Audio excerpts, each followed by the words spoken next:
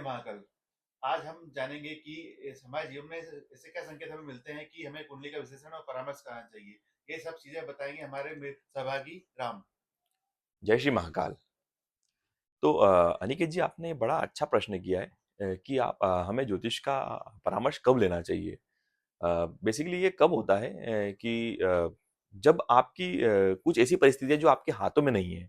ऐसा होता है कि मैं मतलब हमारे किसी परिस्थिति जैसे मैं मेरा खुद का बताता हूँ कि मेरी जॉब नहीं लग रही थी। इसमें हुआ क्या था कि मैं इंटरव्यू दे रहा था, मैं सारी चीज़ें कर रहा था। लेकिन होता क्या था कि एट द एंड जाने के बाद परिणाम विपरीत हो जाते थे। तो कभी-कभी परिस्थितियाँ हमारे हाथ में नहीं रहती है। तो कुछ चीज़ें जब हमारे हाथ में नहीं होती हैं, तो उन चीज़ों को या तो भगवान के ऊपर छोड़ देना चाहिए और भगवान के ऊपर भी छोड़ने के लिए हमें एक हमारे पास जब भी हम कुछ चीज़ें करते हैं, तो हमारे पास कुछ मोटिवेशन होना चाहिए।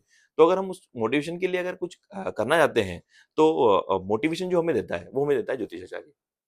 उसमें हमें क्या मिलता है कि हमें हमारी समस्याओं का पता चलता है कि हम किस चीज़ के कारण हमारे ये समस्या आ रही है। जैसे कि मैंने अभी बताया आपको कि मेरी जॉब नहीं लग रही थी, तो मैंने एस्ट्रोलॉजर से बात की थी। मुझे पता चला था कि मेरे राहु नीच का बैठा हुआ है, जिसके कारण मुझे समस्या आ रही थी। तब मुझे पता चला कि नहीं कुछ तो समस्या है जिसके कारण मेरा ये चीज़ें हट रही थी। तो मैंने फिर राहु शांति करवाई थी, तत्पश्चात मेरी जॉब लगी थी और मैं अभी आज जॉब कर रहा हूँ। और इसी तरह से अगर आपके जैसे जीवन है, उसमें अगर जॉब नहीं लग रही है या बार-बार जॉब लगने के समय टाइम आता है और एट द एंड जाके आपकी जॉब नहीं लग पाती है या फिर आपके यहाँ पे कोई एक ऐसा व्यक्ति है जो बीमार ही रहता है हमेशा, वो उसका ट्रीटमेंट कितना ही हो जाए लेकिन फिर भी वो बीमार रहता है, तो भी आपको ज्योतिष का परामर्श लेना चाहिए। या फिर अगर आपके यहाँ पे अगर किसी की शादी की बात चल रही है और शादी की बात एट द एंड तक जाके और बहुत सारे रिश्ते आ रहे हैं लेकिन फिर भी टूट जाते हैं या नहीं हो पाती है।